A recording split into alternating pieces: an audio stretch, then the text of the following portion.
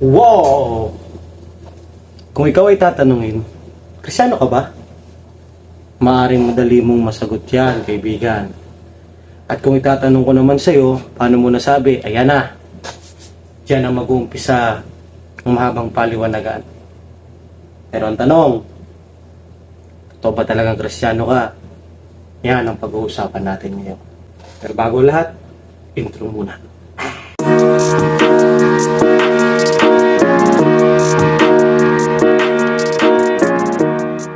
Okay, alright. Ako nga pala si Pastor Carl at welcome sa aking pinakaunang video. At ngayon, sa video ito, isa lang yung ating pag-uusapan. It's all about Christianity. Tanong ko kanina bago tayo mag-intro, Kristiyano ka ba talaga? Paano mo nasabing Kristiyano ka? Sabi ng iba, Pastor, umattend po ako ng church. So, I am a Christian kasi umattend ako ng church. Pastor, may pananampalataya naman ako kay Jesus. So, ibig sabihin, Kristiyano ako. Pastor, naniniwala naman ako sa Diyos. So, ibig sabihin, Kristiyano pa rin ako. Diba, Pastor? Pero ang tanong ko, sapat ba itong dahilan upang i-claim natin sa sarili natin that we are a Christian? Ito ba yung pagiging batayan ng Kristiyano? Ito ba yung pagiging batayan ng atin pong sasabi na Kristiyano na tayo? Ano ba talaga ang ibig sabihin? Ano ba yung kahulugan ng salitang Kristiyano? Sabi ni Google, Christianity, pag sinabing Christianity, the religion based on the person and teachings of Jesus of Nazareth or its beliefs and practices. Ang sabi po ni Google, Christianity daw, pagiging Kristiyano, o ang Kristyanismo ay isang relihiyon. At ang Christianity daw ay ang paniniwala sa katawan at sa mga ginawa ni Jesus. Yun naman pala, Pastor. So, ibig sabihin, Kristiyano ako. Pasok ako doon sa criteria na sinasabi ni Google. Tama? Tama. Ngunit hindi po si Google ang basihan. Tandaan po natin every time na Diyos ang pinag-uusapan. Wala tayong ibang dapat pagbasihan kundi ang Biblia. Bible is the absolute truth about God. Kung gusto mong malaman ang katotohanan patungkol sa Diyos, magbasa ka ng Biblia. Ano po ba ang tunay na kahulugan ng isang Kristiyano? Ang salitang Kristiyano ay unang nabanggit sa aklat po ng mga Gawa, chapter 1, verse 26. Nung ang mga taong tagasunod at sumasampalataya sa Panginoon ay nagkatipon-tipon. Tandaan po natin, wala pang denominasyon, wala pang JIL, wala pang CCF, wala pang Victory Church, wala pa po nun. Ang meron lang po, samahan ng mga taong sumusunod sa Panginoon. It means to say, wala pang pangalang relihiyon, pero meron na pong Kristyanismo. Meron ng mga Kristiyano. At ang mga taong tinawag po na Kristiyano ay yung mga taong tagasunod. Mga taong nagtalaga ng kanilang sarili sa paglilingkod, nagtalaga ng kanilang buhay sa Panginoon. At sabi nga po, ng John chapter 3 verse 3, alam ko pong alam ninyo ito, unless a man be born again, he cannot see or he cannot enter the kingdom of God. Ang sabi po doon, kailangan ng isang tao ay maipanganak muli. Christianity is not a religion, is not a tradition, is not a sect or whatever. Christianity is a way of life. A way of living. How to live your life, that is Christianity.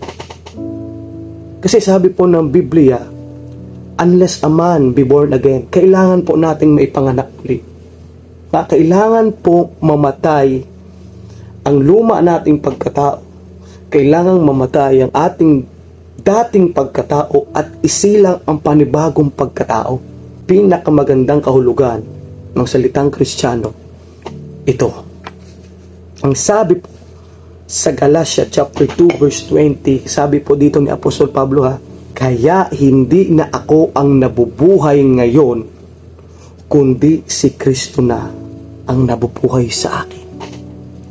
Yan ang tunay na kahulugan ng Kristiyano. It doesn't matter kung ikaw ay nag-church, kung ikaw ay may pananampalataya, kung ikaw ay nagsisimba, lahat ng mga yan, ginagawa ng dyablo. That's the reality.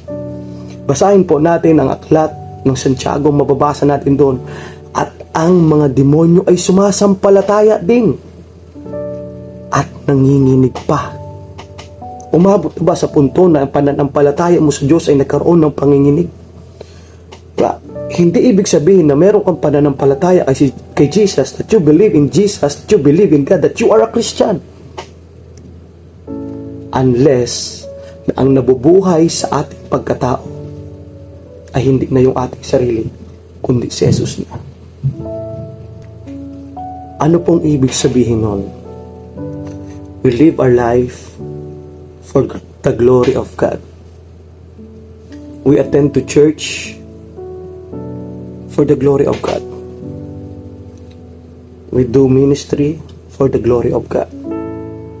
Nananampalataya for the glory of God. Dahil hindi na tayo nabubuhay sa sarili natin.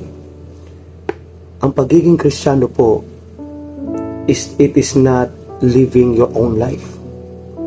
Dahil ang sabi ni Apostol Pablo, sa Jesus na ang nabubuhay sa akin. We breathe because of God. And we breathe for God. We live because of Christ. We live for Christ. Yan ang atunay na pagiging Kristiyano. Yan po ang salitang Kristiyano. Yan po ang kahulugan ng Kristiyano. Hindi po ibig sabihin na Kristiyano na tayo is we are a perfect person. No. Tandaan po natin, tayo po ay tao at subject po tayo sa pagkakamali. We had a lot of flaws. We have a lot of imperfections. Pero ang pinakamaganda po dito, nagsusumikap tayo. Nagpupursige po tayo na mabuhay na katulad ng buhay ni Kristo.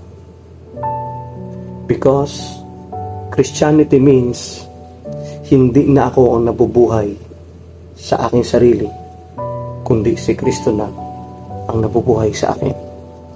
That's the Christianity means. That is the real meaning of Christianity. Hindi mahalaga ang relihiyon, hindi mahalaga kung anong pinapaniwalaan mo, but ang mahalaga, you are living for one reason, and that is for Christ, because Christ is living inside of me. Hindi na yung katawan ko, hindi na ang sarili ko nabubuhay sa akin, kundi si Kristo na. I hope na may natutunan po tayo sa video ito. Kaya kung gusto mo pa ng mga ganitong klase ng video, subscribe, follow, like, share mo na din. At ingat po tayo lahat. Laging manalangin. God bless.